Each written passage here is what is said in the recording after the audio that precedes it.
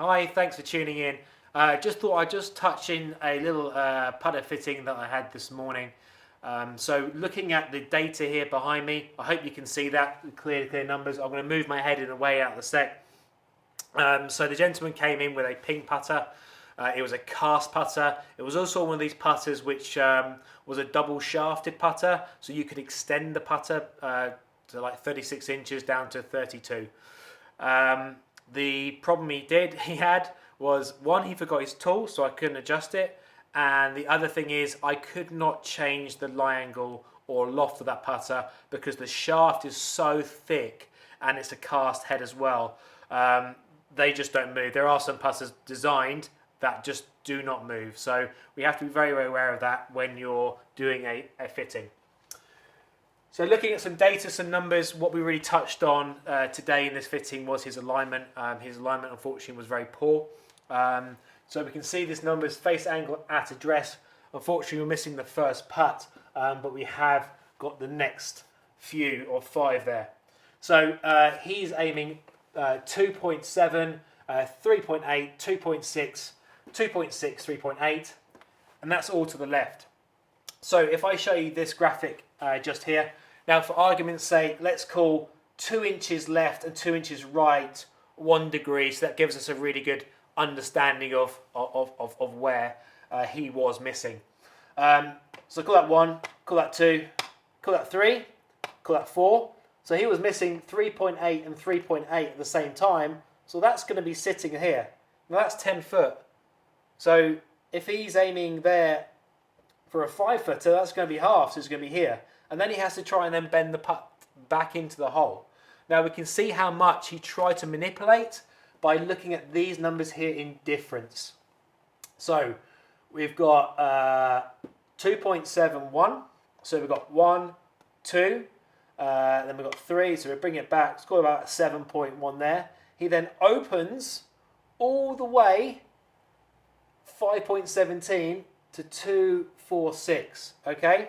So 1, 2, 4, 6 is going to sit there. So suddenly his putter's gone from there to there, okay? So it's not very consistent, and that you wondered why he was missing to the right for most of these long distance putts. And then he obviously, then you can see his aim changed several times, and then he had several different types of difference as well. And this one he managed to manipulate perfectly back to centre. Funny that, his ball still missed right. Because if you're still opening, the putter's still moving. Now, from here, what I did was take in what he was doing, and I then gave him a couple putters. I let him just putt.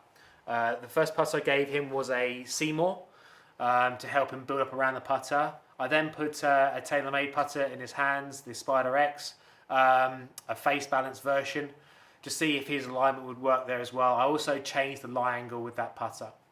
Unfortunately, with the face balance, it didn't work. I kind of had in my head it wasn't going to work. He needed extra rotation with the putter. He also struggled to align with that as well. His hands were sitting too far back, which would then close the putter up. So the Seymour was very, very good. Was extremely good because of the pre-shot routine element of it. So then he could hide the red top, move around a vertical shaft position, which then made him aim a little bit better. Not perfect, but better. And then we had a little bit extra closing rate because it was a center shaft as well. Okay, so I'm going to show you that data now. So it's just in here. I'm just going to move one down. There we go. So we can see here we've got 0.61, 1.8, 1.4, 0.7, and then we've got the 2s as well. So he started to lose what his process was supposed to be, and it was quite evident just here. Now, what the great thing is that we can start to see there was a significant change in the face alignment at address, and also the difference of how the putter was going to be closing or opening as well once he set up.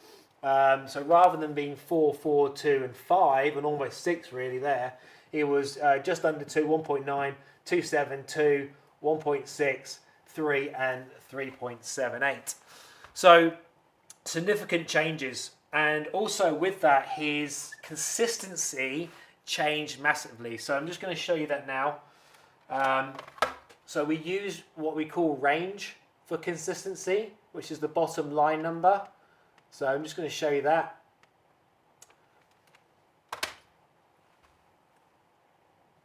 So we can see here, this is his data numbers just up here. And then on the way down, between the furthest left and the furthest to the right, we get this number here. This is the range, okay?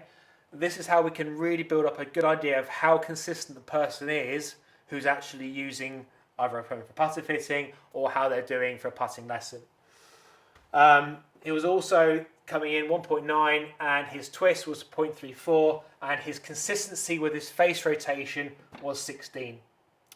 So let's move that now. If I just grab a screenshot of that. Oh, no, sorry, I've got a screenshot of that already. But just bear with me very, very quickly. So if we just have a quick look in here, Seymour, we can see straight away he's now 0.65. I'm going to bring that over.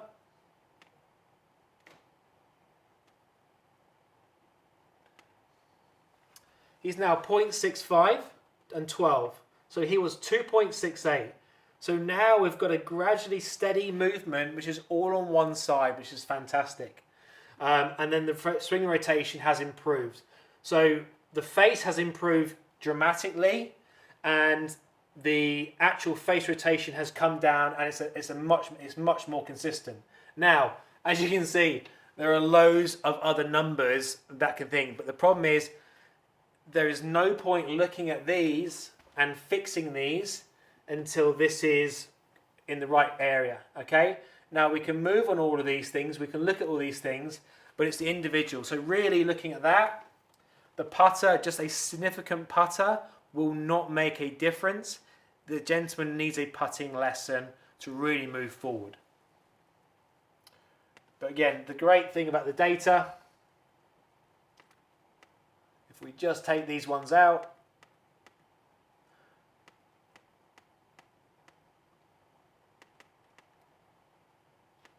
and that is the Seymour, because we tried some other putters as well. This was the best. There we go. Okay, so that's and falling into the data. Now, if you're wondering what putt 7 was the ping putter. Again, and I got him to grip down around 33, 32 and a half, just to see what difference that would make on the lie angle, because obviously I couldn't change the lie angle. So I just want to see if he came a little bit closer, a little bit more over the top of it, how would that affect what he was going to be doing. So yeah, significantly, this is the importance of a 10-foot putt. He's now missing in one spot, which is fantastic. But the most important thing is that the putter we can build a putter around you and your significant movements, but we can't make you perfect. You need lessons.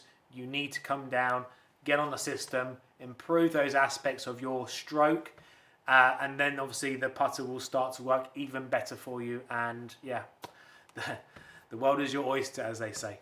All right, guys, I hope you enjoyed the video. You got a little sneak peek of what Quintic ball roll does, and how I use it within the studio, and how I can try and fit you better for a putter, or if you pop in for a lesson, what aspects we can work on.